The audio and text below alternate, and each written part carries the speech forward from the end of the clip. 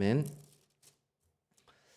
이사야 5장은 이제 4장의 내용과 정반대의 내용이 담겨져 있습니다. 4장에는 예루살렘을 하나님께서 회복시켜 주실 것임에 대해서 이렇게 말씀을 하셨는데, 이제 5장에 보면 그들의 죄를 속속들이 이렇게 드러내는 것을 볼 수 있는데요.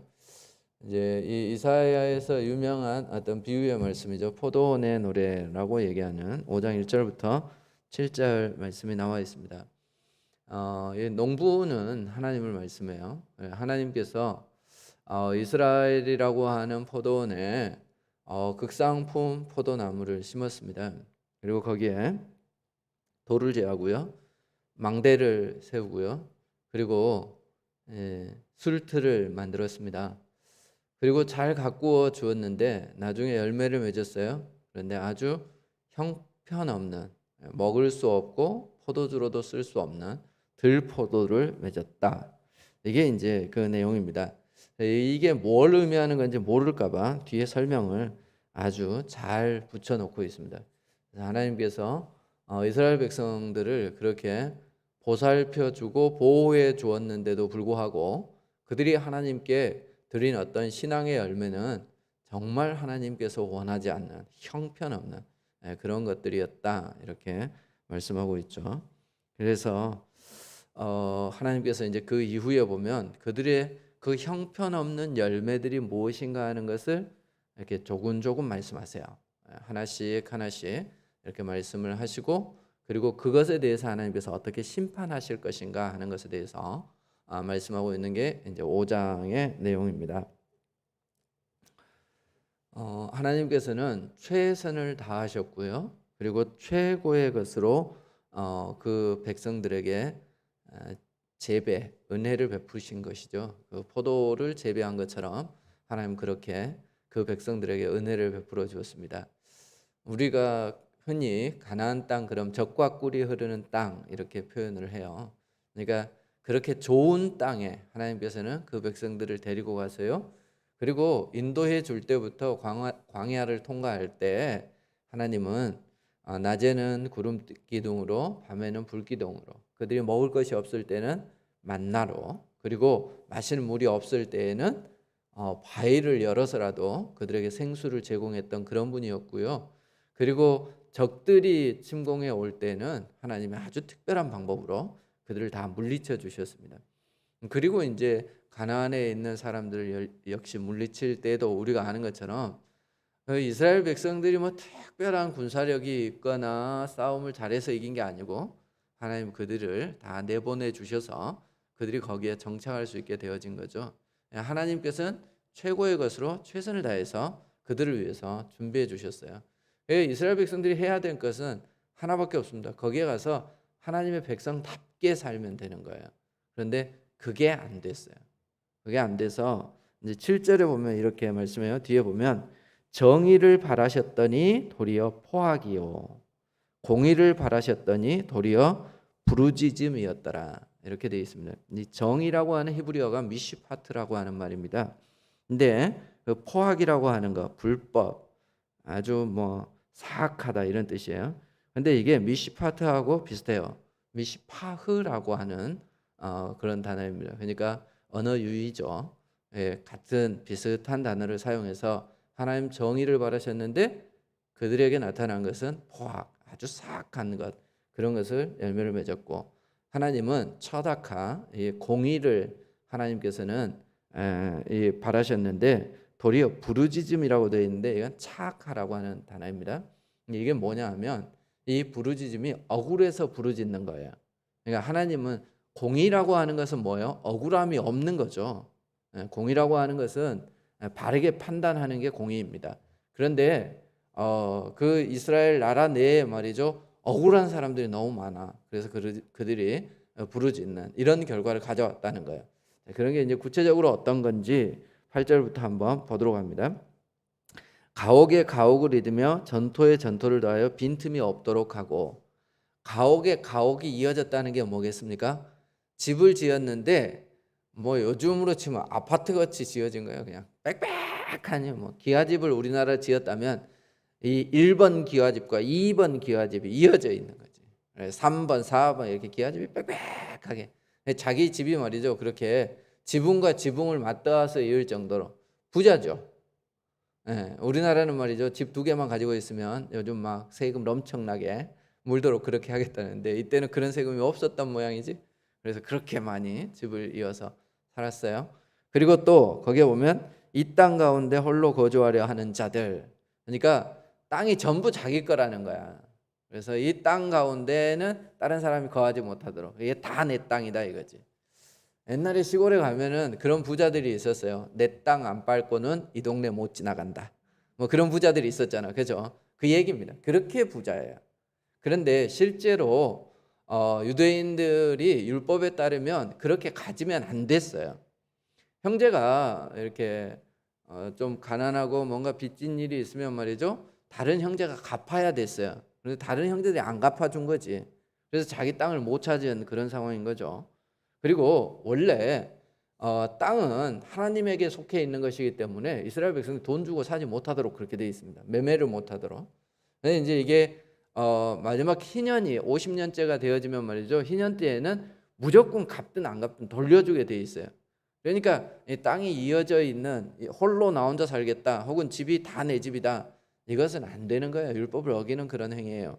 그럼에도 불구하고 그들이 어떤 넘치는 탐욕으로 하나님의 율법도 어기고 그렇게 부유함을 누렸다 하는 겁니다. 우리가 이제 구약에뿐만 아니라 신약에서도 말이죠. 죄를 볼 때 그 죄의 어떤 특징 가운데 가장 특징적으로 드러나는 것들이 몇 가지가 있어요. 그 중에 하나가 뭐냐면 부자입니다. 부자. 근데 우리가 이제 지금도 그렇지만 사람이 말이죠. 정상적으로 성실하게 일해 가지고는 평생 자기가 집 하나 얻고 말이죠. 먹고 살 정도 되는 게 정상이에요. 그렇게 사는 게 맞는 거야. 그게 아니고 집이 말이죠. 수십 채 있는 것은 이건 뭔가 이게 좀 수상한 거야. 그죠?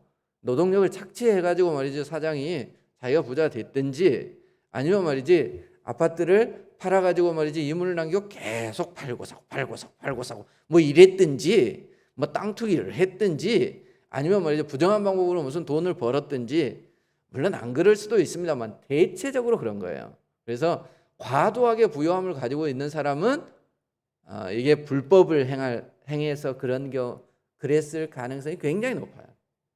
그래 이제 성경에도 보면 이렇게 부자들에 대해서 그렇게 하나님께서는 책망을 많이 하세요. 우리가 부자 아닌 게 얼마나 감사하냐 이렇게 생각하는데 그게 아니에요, 여러분. 이 부자들을 하나님 책망하신 이유는 뭐냐 하면 많이 갖고 있기 때문에 책망한 게 아니라 거기에 마음을 두고 있기 때문에 책망하는 거예요. 그러니까 그들의 마음이 하나님께 부자가 돼야 되는데 물질의 부자가 돼 있는 거예요. 뭔지 알겠죠? 네, 세상에서 제일 나쁜 남자는 어떤 남자나 나를 사랑해 주지 않는 남자가 아니라 세상의 모든 여자를 사랑하는 남자. 그게 제일 나쁜 놈이잖아. 나만 사랑해야 되는 건데. 그렇죠? 뭔 말인지 잘 못 알아듣는 것 같은데 그런 거잖아. 그런 것처럼 우리가 말이죠. 하나님만 사랑해야 되는데 하나님 외에 물질을 사랑하는 거예요. 그게 부자들의 죄예요. 그래, 이 사람들은 그렇게 하기 위해서 또 어떤 일을 해요? 나쁜 짓을 해요. 그러니까 물질에만 마음이 있기 때문에 사람이 보이지도 않아요. 희생하는 사람들이 보이지도 않아요. 하나님이 싫어하는 율법도 보이지도 않아요. 그것만 향해서 열심히 달려가는 거지. 돈만 보고 달려가는 거예요. 네, 그 부분에 대해서 하나님께서 말씀하고 있는데 그런 자들에게 하나님께서 어떤 벌을 내리실 거냐? 10절에 보면 열을 가리 포도원이 겨우 한 바트를 내겠고, 열을 가리가 뭔 말인지 아시겠죠? 이제 옛날에는 서로 밭을 갈았잖아. 그러니까 10일 동안 갈아야 될 밭에서 나온 게 한 바트야. 이 한 바트라고 하는 단위가 한 말 정도 되는 거예요. 한 말 정도. 우리 단위로 하면은. 그러니까 열흘 정도 갈려면 밭이 몇 평이나 돼야 될까요? 엄청 많겠죠. 보통 하루에 한 600평 정도 간다. 이렇게 이제 기준이 보통 그런가 봐. 유대인들은 그래 하루 이렇게 갈 수 있는 밭의 양을 600평 정도. 그러면 이 정도면 한 6,000평 정도 되는 거예요. 거기에다가 농사를 지었는데 겨우 한 말 거두는. 수고에 대해서 이게 이제 꼭 그 단위를 막 이걸 굉장히 소중하게 생각하는 사람들이 있어. 막 이렇게 막 계산하고 막 이런 사람들. 그게 아니라 네가 아무리 노력을 해도 택도 아닌 만큼 조금 거둔다 이제 이 말이죠. 그래, 한 호멜의 종자를 뿌렸는데 간신히 한 에바를 한 10분의 1 정도 거두었다. 이것도 그런 표현입니다. 아침에 일찍 일어나 독주를 마시며 밤이 깊도록 포도주에 취하는 자들은 화 있을진저. 이렇게 이제 또 넘어가고 있어요. 이게 부자하고 연관지어서 같은 맥락에서 얘기하는 것 중에 하나가 뭐냐 하면 술 취함입니다. 방탕함. 보통 이제 부유한 사람들은 어때요? 향락을 누리는 삶을 살아요. 거기에는 뭐가 있어요? 항상 여자와 술이 있어요. 이제 그런 부분에 대해서 하나님께서 그 죄를 물으시는 거예요. 그래 그들이 밤이 깊도록 술을 마셔요. 그리고 취해요. 그런데 그들에게 하나님께서 심판하실 것임에 대해서 이렇게 말씀하고 있습니다. 그래 세상이 방탕하면 말이죠. 불의한 방법으로 돈을 버는 사람, 그리고 술 취하고 방탕한 이런 사람들이 많아지고요. 그것에 대해서 하나님 반드시 심판하시겠다 이렇게 말씀하고 있습니다. 자, 또 하나의 죄의 성향은 13절에 나와 있어요. 내 백성이 무지함으로 말미암아 사로잡힐 것이요. 무지하다 이런 표현을 쓰고 있습니다. 호세아 4장 6절에 보면 호세아는 그런 부분에 대해 지적을 많이 해요. 내 백성이 지식이 없어서 망하는도다 이렇게 말씀해요. 지식이 없어서. 그 지식은 어떤 지식이에요? 하나님을 아는 지식이에요. 하나님을 아는 지식이 없는 사람을 보고 우리는 믿지 않는 자, 불신자, 이 당시의 표현은 이방인 이렇게 얘기를 해요. 그런데 유대인들이 하나님을 알지 못해요. 자, 이거 우리가 그냥 생각할 일이 아니에요. 곰곰이 한번 생각해 봐야 돼요. 나는 하나님을 알고 있는가? 여러분 하나님 알고 계세요? 가끔씩 성도들 가운데 어떤 사람을 만나면 제가 하나님을 만난 때는 언제였어요? 이렇게 얘기하는 사람들이 있어요. 저는 그때 하나님을 만났어요. 이런 얘기를 하는 사람들이 있어요. 그런 사람들 여러분 보셨죠? 스스로도 아마 그렇게 생각하시는 분들이 있을 거예요. 나는 그때 하나님을 만났다. 이런 사람들이 있을 거예요. 여러분은 정말 하나님을 만나셨어요? 그래서 여러분은 하나님을 알고 계세요? 그 아는 게 표면적으로 아는 거예요? 이론적으로 아는 거예요? 아니면 실제로 아는 거예요?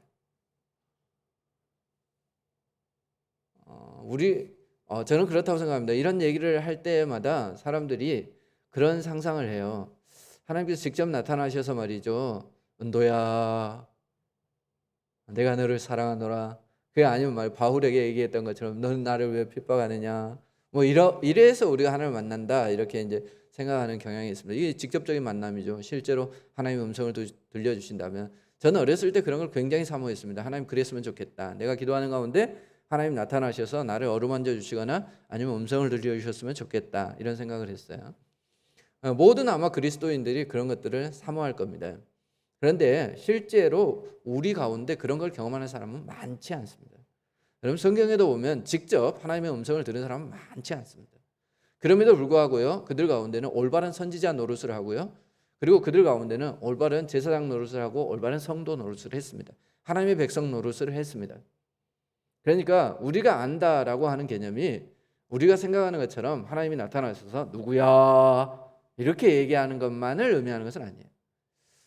이제 이렇게 우리가 하나 생각해 볼 수 있는 게 뭐냐면 욥이에요. 욥은 그가 하나님의 음성을 듣고 난 이후에야 비로소 뭐라 그랬어요? 내가 하나님을 귀로만 들었는데 이제 눈으로 봅니다. 이렇게 얘기했단 말이야. 그러면 욥은 귀로만 들었다는 것은 뭘 표현하는 거예요? 그가 하나님을 알았을까요? 몰랐을까요? 안 거죠. 귀로만 듣고 안 거예요. 그러면 그는 눈으로 목격은 했어요? 안 했어요? 안 했어요. 근데 그 신앙을 제대로 지켰어요? 안 지켰어요? 제대로 지켰어요. 그 극한 고난 가운데서. 그러니까 우리가 신앙생활을 할 때 말이죠, 하나님께서 내게 음성을 들려주시거나 아니면 막 강한 빛을 주시거나 아니면 어루만져 주시거나 그렇지 않더라도 우리가 하나님의 말씀을 귀로 들어요. 늘 설교를 듣잖아요. 하나님의 말씀을 우리가 눈으로 보아요. 그래서 우리가 하나님을 알아요. 그죠? 근데 그 아는 것만으로도 우리가 충분히 하나님을 믿을 수 있고요. 그리고 그것만으로도 우리가 충분히 시련 가운데서 신앙을 놓치지 않고 견딜 수 있어요. 욥을 보면 우리가 충분히 그렇잖아요. 그러니까 이제 그런 부분들이 사실 있어요. 그래서 우리가 직접적으로 하나님을 대면하는 것도 굉장히 중요하지만 그렇게 하나님을 아는 것도 중요하지만 사실 하나님의 말씀을 통해서 하나님의 말씀을 알고 그게 우리 가운데 믿음이 되어진다면 그것도 참 큰 복이다. 근데 이 호세아 시대에, 이 이사야 시대에는 말이죠, 그들이 하나님의 말씀을 알려고 들지 않았어요. 자기 가운데 너무 풍요한 것들이 많이 있었기 때문에 아마 이때가 막 우시아 때가 아닌가 그렇게 생각되어집니다. 우시아 때는 굉장히 풍성했어요. 그러니까 그 잘 살 그때에 백성들이 굳이 하나님에 대해서 알 필요가 없었던 거죠. 뭐 집이 뭐 얼마나 많은지 수십 채 있고 말이죠. 내 땅이 그렇게 넓은데 굳이 하나님이 안 도와주셔도 되는 거야. 그래서 그들은 하나님을 알려고 하지 않았던 그런 부분들이 있는 거죠. 이방인 같이 그들이 생활했어요. 자, 잘 한번 생각해 봐요. 현 시대에 예수 믿는 사람과 믿지 않는 사람들이 구별이 되는가? 그 어떤 분들은 말이죠, 신앙생활을 시작하게 된 계기에 대해서 물어봤을 때 내가 정말 존경하고 따르고 싶은 분이 있었는데 그분이 알고 봤더니 예수 믿는 사람이었더라. 그래서 내가 그분이 믿는 예수를 믿고 싶어서 내가 예수를 믿게 됐다. 이런 사람이 있어요. 그죠? 어떤 사람 가운데 말이죠, 교회를 안 다니는데 예수 믿자 그러면 난 죽어도 예수 안 믿어. 이런 사람이 있어요. 그 이유가 뭐냐? 내가 알고 있는 진짜 못된 놈이 있는데 그 놈이 예수쟁이더라. 이렇게 얘기해요. 그러니까 우리가 말이죠, 어떻게 생활하느냐 하는 것은 굉장히 중요합니다. 그러니까 하나님을 아는 사람은 어떤 사람이냐? 그 삶에서 나타나요. 삶에서. 어떤 성령의 열매가 우리 가운데 이렇게 맺혀지는 거잖아요. 그래서 누가 봐도 저 사람은 예수 그리스도를 아는 사람이고 예수 그리스도를 믿는 사람이구나 하는 것이 우리의 삶 가운데 드러나야 되는 거지. 근데 나는 예수를 알아요 라고 얘기하면서 내 삶에서 전혀 믿는 사람과 구별되지 않는 사람. 그러니까 지금 이사야가 예언하고 있는 이 시대가 어때요? 똑같아요. 똑같이 돈에 눈이 어두워 있고 말이죠, 술에 빠져 살아가고 그렇단 말이에요. 그러니까 그런 사람, 그 사람을 하나님을 안다고 얘기할 수 있냐는 거야. 없지. 그래서 하나님을 알지 못하는 시대다, 이렇게 책망하고 있습니다.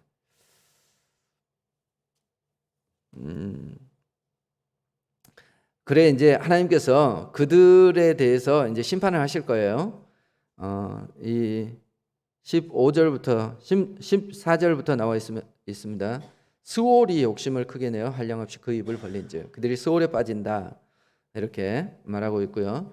이 스올이 이제 이렇게 땅 밑에 있는, 그래 뭐 지옥 같은 그런 개념이에요. 보면 그 고라다단 사건 때 그들이 모세 아론의 권위에 이렇게 도전하죠. 그래서 그들이 땅이 벌려져서 이렇게 스올에 잠겼다, 이런 표현이 있습니다. 그런 거예요. 스올, 어떤 지옥, 이런 개념입니다. 15절 보면 여느 사람은 구풀이고 존귀한 자는 낮아지고, 이 여느 사람이라는 말이 아담이에요. 그러니까 모든 사람들이 그렇다는 겁니다. 일반적으로 사람들이 이렇게 낮아지고 오만한 자의 눈도 낮아지고 이렇게 계속 낮아질 거라는 거예요. 하나님께서 그들을 낮추실 거다, 이렇게 말씀하고 있고요. 16절에 보면 그것에 대해서 여호와는 정의로우심으로 높임을 받으시며 거룩하신 하나님은 공의로우심으로 거룩하다 일컬음을 받으시리니. 그 백성이 낮아진다고 해서 하나님의 영광이 손상되는 것은 아니라는 겁니다. 그때에 근데 재밌는 게 있어요. 17절을 보세요. 그때 어린 양들이 자기 초장에 있는 것 같이 풀을 먹을 것이요 유리하는 자들이 부자의 버려진 밭에서 먹으리라, 이렇게 말씀해요. 전혀 어울리지 않죠. 지금까지 하나님께서 심판에 대해서 계속 말씀하시다가 갑자기 어린 양이 등장해요. 근데 걔는 자기 초장에서 먹을 거래요. 이 어린 양과 말이죠, 부자들과 술 취한 자들하고 완전히 대조적이죠. 딱 한 절 나왔어요. 딱 한 절, 17절에. 아무리 하나님의 심판이 있어도 말이죠, 그 가운데 어린 양은 하나님 먹이시겠다는 겁니다. 자, 그럼 이 부자들과 어린 양의 어떤 차이를 한번 생각해 보면 이런 거예요. 부자들은 스스로 자신을 높이고 스스로 돈을 벌고 자기 힘으로 살아가고 자기 향락에 빠져가는 사람이에요. 자, 그럼 어린 양은요? 어린 양은 목자가 없이는 먹을 수 없어요. 어린 양이 뭘 막 쌓아놓고 먹어요? 그렇지 않아요. 어린 양은요, 그때 목자가 공급해 주는 것으로 먹고 사는 거예요. 부자가 버려놓은 것, 그것을 먹는 것, 그게 이제 가난한 자들의 모습이에요. 그런 것처럼 말이죠, 하나님이 어린 양을 그렇게 먹이시겠다는 겁니다. 자, 이들은 누가 필요한 존재예요? 목자가 필요한 존재예요. 부자들은요, 목자가 필요하지 않아요. 그냥 하나님을 알지 않아요. 이런 거지. 그러니까 아무리 부유한 시대가 되어져도 우리에게 꼭 필요한 분이 계세요. 그분이 누구냐? 하나님이에요. 그래 내가 부자인데도 불구하고 하나님을 붙잡고 있다면 그 사람은 말이죠. 심판을 받지 않는 어린 양과 같은 존재예요. 하지만 내가 가난해도 돈만 추구하고 말이죠. 하나님 필요 없는 삶을 살아간다면 그 사람은 이 부자들이 받는 벌을 똑같이 받는 거예요. 그래서 물질적으로 가난하다고 가난한 게 아니에요. 물질적으로 가난하다고 예수님이 긍휼히 여기시는 거 아니에요. 뭐냐? 그의 마음이 심령이 가난한 자가 복이 있다 한 것처럼 우리가 예수 그리스도로 말미암아 그분이 아니면 안 됩니다 하는 내 안에 그 갈급함, 그 예수에 대한 어떤 갈구 이런 부분에 있어서 우리가 가난함이 있어야 되는 것이죠. 그래 이제 이 부분을 가다가 슬쩍 이 부분을 넣어놨어요. 그러니까 이제 이런 거죠. 제가 이 성경을 읽으면서 포도원의 비유를 보면서 좀 이상하다. 우리가 한번 농사 짓는 거 상상해봐요. 내가 올해 농사를 지었어요. 전에 제가 이제 시골 교회에 있으면서 할머니가 밭을 줘가지고 거기에다가 고구마를 한번 심어봐야 되겠다. 제가 어렸을 때 늘 심었던 게 고구마였어. 그래서 이제 시장에 가가지고 말이죠. 뭐 그때 막 호박 고구마가 좀 유행이었어요. 그래서 호박 고구마 순을 사와가지고 이렇게 심어놨는데 뭐 고구마는 웬만하면 물만 떨어지지 않으면 잘 살잖아요. 얘가 가을이 돼가지고 말이 거두는데 고구마가 얼마나 잘 되는지 호박만 해요. 제 머리만 한 게 막 나오고 막 이랬어요. 그래서 우리가 너무 기뻐가지고 막 그걸 파냈는데 세상에 맛이 없어요. 얼마나 맛이 없는지 튀김을 해도 맛이 없어요. 그래서 이게 이제 좀 놔두면은 좀 겨울에 말이지 이렇게 놔두면 좀 달아지는 수가 있잖아. 놔둬도 맛이 없어요. 그래서 그 다음부터는 절대 고구마 안 심었어요. 보통 농부는 이래요. 보통 농부는 내 밭에다가 뭘 심어봤는데 이제 물론 제가 뭐 농사를 잘 몰라서 그렇게 했겠죠. 제 생각 아마 거름이 너무 세서 그런 게 아닌가 그렇게 생각되어지는데 하여튼 뭐 그 토질이 안 좋았는지 그걸 가지고 딴 데 가서 심으면 맛있는 고구마 나오는 모양이야. 하여튼 거기에 심었는데 억수 맛이 없어요. 그래서 그 다음부터는 어떻게 했느냐? 고구마는 안 심었지. 이제 보통 그렇잖아요. 내가 농사를 지었는데 말이죠. 극상품 포도나무를 심었는데 들포도가 열렸다. 그럼 어떻게 하겠습니까?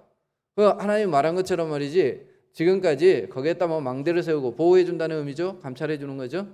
돌을 제거했다. 그래 뭐 방해가 되는 것을 제거한 거잖아. 술투를 만들었다. 뭔가 풍성한 것에 대한 기대를 하나님 가지고 계신 거예요. 자, 그런데 그 모든 것들을 다 준비했는데도 얻은 게 들포도예요. 그럼 그 다음에 우리 같으면 어떻게 하겠습니까? 그 땅 팔아버리든지 뭐 안 되는 땅인가 보다. 아니면 말이죠. 포도를 베버리든지 그래야 될 거 아니에요. 근데 하나님께서는 뭐라 그래요? 뭐 가시나무가 있고 엉겅퀴가 있고 하늘에서 비를 내리지 않고 이렇게 말씀하신단 말이에요. 우리 마음은 좀 이해가 안 돼. 아니 더 좋은 거 갖다 심지. 아니면 무슨 거 이렇게 베어버리지. 이제 이런 생각이 들어요.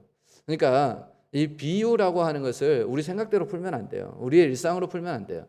이제 이게 이 비유에서 하나님 말씀하시고 싶은 것은 뭐 더 좋은 수확을 거두겠다 이런 게 아니고요. 이렇게 좋은 열매 맺지 않는 것은 그렇게 없애버리겠다 이런 겁니다. 그리고 이제 중간에 보면 이게 일관성이 없는 것처럼 심판에 대해서 얘기하다가 어린 양에 대해서 이렇게 톡 튀어나온단 말이에요. 하나님의 마음이 그런 게 있으신 거죠. 하나님의 마음이 심판 가운데서도 여전히 남아있는 게 있습니다. 그게 뭐냐? 남아있는 내 백성. 그 가운데 어린 양 같은 내 백성. 그 백성에 대한 하나님의 마음이 그 진노하시는 중에서도 사라지지 않는 거예요. 이게 아버지의 마음. 아버지가 말이죠. 자녀에게 회초리를 들 때도 어때요? 이거 맞고 죽어버려라. 이러고 때리는 부모가 어디 있습니까? 회초리를 드는 것은 네가 이 아픔을 기억해서 다시는 이런 잘못을 저지르지 말아라. 이런 마음에서 우리가 회초리를 드는 거예요. 그래. 이게 희망이죠. 17절 이 말씀. 그때 어린 양들이 자기 초장에 있을 것이며. 이 어린 양들은 목자를 의지하는, 목자가 있어야만 하는, 그만 바라보는, 하나님만 바라보는 그 백성을 하나님께서 얼마나 사모하시는가 하는 것을 살짝 우리에게 또 넌지시 이렇게 보여주고 계시는 겁니다. 그리고 이제 또 그들의 어떤 죄악상 중에 하나가 나옵니다. 18절에 보면 거짓으로 끈을 삼아 죄악을 끌며 수레줄로 함같이 죄악을 끄는 자들. 거짓으로 끈을 삼았다. 굉장히 표현이 이렇게 특이하죠. 멋있는 표현입니다. 거짓으로 끈을 삼아서 끌어요. 그런데 그 줄이 얼마나 강한지 수레를 끄는 줄만큼 강한 줄이에요. 거짓이 얼마나 성행하고 있는가 하는 것을 이렇게 보여주는 표현이죠. 그래서 그는 자기의 일을 그런 사람들에게 화가 있을 거라고 얘기를 해요. 그러면서 19절 그들이 하는 말이 있습니다. 뭐라 그러냐? 그는 하나님을 말해요. 심판하시는 하나님이 있느냐? 그럼 그분은 자기의 일을 속히 이루어 우리에게 보게 할 것이며 이렇게 얘기해. 그러니까 하나님이 있어? 그럼 하나님 뭐 심판한다고 말만 하지 말고 한번 해보지 이 말이에요. 빨리 한번 보여줘봐 이렇게. 이런 건방진 모습을 그들이 가지고 있습니다. 이게 이제 한번 앞에 넘겨보겠습니다. 전도서 8장.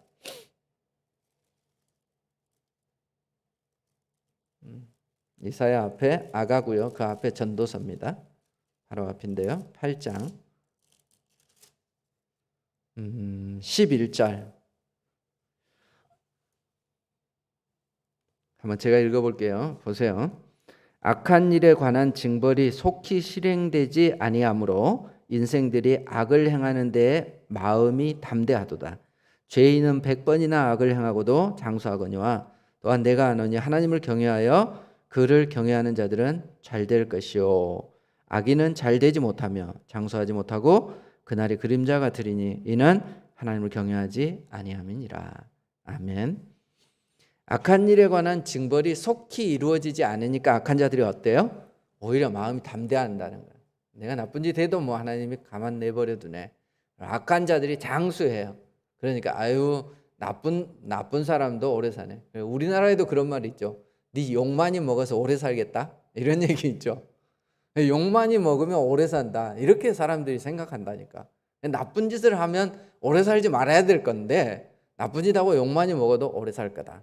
이제 성경에서 그대로 말씀하고 있어요. 하지만 결론은 뭐예요? 하나님을 경외하고 그를 경외하는 자는 잘 되고 그리고 악인은 잘 되지 못하고 장수하지 못하고 그날이 그림자 같으리라.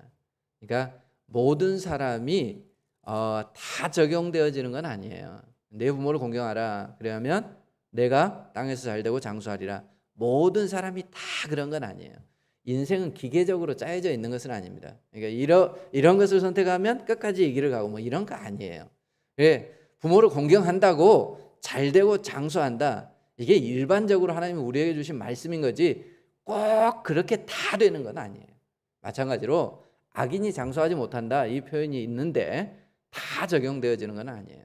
인생은 좀 더 다를 수 있습니다. 그런데 하여튼 이제 이 솔로몬이 깨달은 거하고 비슷하죠. 악한 자들이 왜 나쁜 짓을 계속하느냐?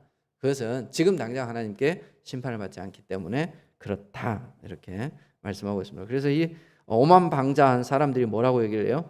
하나님 그럼 속히 한번 이루어 보죠. 뭐 그렇게 심판 얘기하지 말고 한번 나타내 보시죠. 이렇게 얘기를 하는. 왜 나 같으면 내비 놔뒀다가 죽고 나서 이놈아 그럴 것 같아요. 아마 이 사람들은 그랬을 거예요. 이 당시에 망하지 않았기 때문에. 이제 그게 훨씬 더 무섭지 않습니까? 그러니까 회개할 수 있는 기회 자체가 그들에게 없는 것이죠. 만약에 중간에 한번 매를 맞았다면 그것은 하나님께서 그들을 돌이키려고 하는 기회를 주신 거예요. 그런데 그들의 생애에 그것이 이루어지지 않았다면 그냥 내버려 두고 그들은 돌이킬 기회도 없어진 것이죠. 근데 이 말씀을 받았을 당시가 언제인가 하는 것은 정확히 알 수 없습니다. 이게 이제 어떤 사람은 이사야가 이사야 때에 썼다라고 생각하는데 많은 사람들은 훨씬 뒤에 썼을 거라고 이렇게 생각해요. 그래. 어쨌든 이 시대의 사람들은 말이죠. 경고를 받았음에도 불구하고 돌이키지 않아서 결국 멸망하게 되어지는 겁니다. 자, 그 다음에 24절부터 보면은 또 다른 죄악의 형태가 나와요. 이로 말미암아 불꽃이 그루터기를 삼킴같이 마른 풀이 불 속에 떨어짐같이 그들의 뿌리가 썩겠고 꽃이 티끌같이 날리리니. 그리고 나서 이제 그들의 죄악이 나옵니다. 그들이 만군의 여호와의 율법을 버리며 이스라엘의 거룩하신 이의 말씀을 멸시하였습니다. 성경에 보면 말이죠. 이스라엘 역대 왕들 가운데 성전을 청결하게 하는 왕들이 있습니다. 근데 그 왕들 가운데 이렇게 율법서를 발견하고 막 이런 게 나오는 게 있어. 그거 이상하잖아. 율법서가 늘 그들 옆에 있어야 되는데 어떻게 그의 율법서를 발견했다는 건가? 그럼 그만큼 방치했다는 얘기예요. 지금까지 원래 왕의 규례에는 뭐가 있느냐? 하나님의 율법을 늘 그 옆에 두고 그 율법대로 하나님을 대신해서 대리 통치하는 게 왕이에요. 그런데 그들이 율법을 왕 옆에도 두지 않았고요. 심지어 제사장이나 이런 사람들도 말이죠. 하나님의 율법을 가까이 하지 아니하고 먼지가 묻고 어디에 있는지도 모르게 말이죠. 성전을 그냥 방치해 버린 거예요. 그래 나중에 말이지 성전을 청소하다 보니까 율법이 나와. 예. 그러니까 말이지 그것을 낭송하고 백성들이 회개하고 이제 이런 장면들이 등장한단 말이에요. 예, 그만큼 율법이 홀대받는 그런 시대가 있었어요. 주로 언제였을까요? 우상을 많이 숭배하던 때입니다. 우상을 숭배할 때 대체적으로 물론 가난하고 힘들 때도 있었어요. 그런데 그들이 말이죠 부유할 때 우상을 숭배하는 경우가 많이 있었습니다. 그 여호람 때에 여호람이 말이죠 아합의 딸이었던 아달랴와 결혼을 합니다. 그래서 이제 그 아들이 아하시아가 태어나는데 이 여호람도 죽고 그리고 그 아들 아하시아도 죽고 나서 아달랴가 통치를 해요. 얘가 아합의 딸이에요. 북쪽 왕 아합 알죠? 이 아합의 딸이어가지고 이게 바알과 아세라 신상을 가져오고요. 그래 성전에서 하나님께 제사하는 것이 굉장히 끊어진 때가 있습니다. 그래 이제 그때에 아달랴가 자기가 왕위를 차지하기 위해서 말이죠. 그 아하시아 형제들 다 죽여버려요. 자기 아들, 그게 자기 아들들인 거죠. 근데 그 아들이 이제 배다른 아들인 거지. 내 아들이 아니고 자기 남편 아들이에요. 뭔지 아시겠습니까? 왕은 여러 여자를 두잖아. 내 자식 아니고 딴 여자 아이들 다 죽여요. 근데 이제 그 가운데 여호야다라고 하는 이 제사장이 있었어요. 그래 여호야다가 살려준 왕이 있습니다. 걔가 이제 막 태어난 피덩이였어요. 1살 때. 걔가 요아스예요. 근데 이 요아스가 너무 어리기 때문에 왕을 세우면 왕 노릇을 못 하잖아. 근데 그때는 애들이 성숙했던 모양이지. 한 6년 정도 이렇게 숨겨요. 그리고 나서는 말이죠. 아달랴에게 여호야다가 반역을 일으킵니다. 제사장이. 반역을 일으키고 말이죠. 요아스를 왕으로 세웁니다. 왕으로 세웠는데 이 왕이 되고 나서 그가 처음에는 어리기 때문에 누구의 지도를 받느냐 하면 이 선지자의 지도를 잘 받아요. 그래서 이 선지자가 시키는 대로 잘했습니다. 그래서 성전을 청결하게 하고요. 그리고 이제 바알과 아세라 신상 다 이렇게 내버리고요. 그리고 뭐 그 신을 섬기는 제사장들 말이 죽이고 이렇게 한단 말이야. 그런데 그렇게 자기가 의지했던 여호야다가 제사장이 죽어요. 그러고 나니까 얘가 예전에 자기 아버지 할아버지가 섬기던 우상들을 다시 섬겨요. 그러니까 이 부분에 대해서 여호야다의 아들이었던 스가랴가 선지자였는데 아주 책망을 합니다. 책망을 하는데 역대하 24장에 보면 그 부분이 기록되어져 있는데요. 거기에 보면 그렇게 책망을 하니까 자기가 직접 죽이지 못하고 어떻게 하느냐 하면 백성들을 선동을 해. 그래서 백성들을 통해서 그를 죽이도록 만들어요. 이게 이제 율법을 무시하고 멀리하는 거죠. 그러니까 그가 살아날 수 있었던 것은 제사장이 말이죠. 유다 족속 가운데서 이 다윗의 대가 끊어지지 아니하리라고 하는 그 하나님의 약속이 목숨을 거운 여호야다 선지자를 그 제사장을 통해서 이어져 갔는데 그리고 그에게 그런 어떤 율법을 전수해 줬는데 그가 그걸 그대로 받아들이지 못해요. 그래서 나중에 조금 성장하고 교만해져 가지고 말이죠. 옳은 소리를 하는 그 선지자를 죽이는 장면이 나옵니다. 이게 어떻게 보면 사실은 이제 이 시기 이 이사야 시기보다 한 100여 년 전 사건이에요. 오래전 사건인데 근데 이제 그런 거죠. 그런 왕들이 실제로 있었어요. 그래서 좋은 예가 되겠다 싶어서 말씀을 드리는데 여호와의 율법을 버리고 이스라엘의 거룩하신 이의 말씀을 멸시하는 이게 이제 참 부끄러운 우리의 모습일 수도 있습니다. 저는 제가 어렸을 때만 해도 목사님들이 말씀하시는 것을 거의 뭐 하나님 말씀처럼 생각을 했어요. 그건 전 옳지 않다고 생각합니다. 지금도 여전히 그렇게 생각합니다. 그런데 말이죠. 권위에 대해서는 참 좋았다. 목회자의 권위를 인정한다는 면에 있어서는 성도들에게 그게 유익하겠다 이런 생각이 들어요. 지금은 어때요?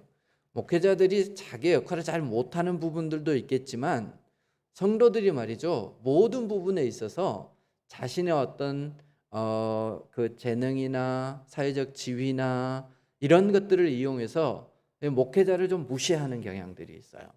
그래서 어느 순간부터 교회가 목회자를 청빙을 하는 게 아니라 목회자를 선발을 했어요. 그래서 이제 광고를 내는 거죠. 우리 교회에 있으니까 올 사람 줄 서시오 이렇게 해요. 그럼 이제 목회자들이 나 가고 싶소 이러면, 전에 제가 있었던 교회는 보니까 광고 딱 일주일 냈는데 한 30명 가까이 이렇게. 한국에 목회자 너무 많아. 그래가지고 그렇게 들어왔는데 그 중에서 뭐 3명을 선발하고 청빙위원회가 있어요. 누구겠어요? 장로님들이지 뭐. 장로님들, 안수집사님들, 권사님들 뭐 이런 몇 분을 해가지고 그분들이 이제 딱 보고 어이구 설교 잘하나 보자. 키가 180 이상인가 보자.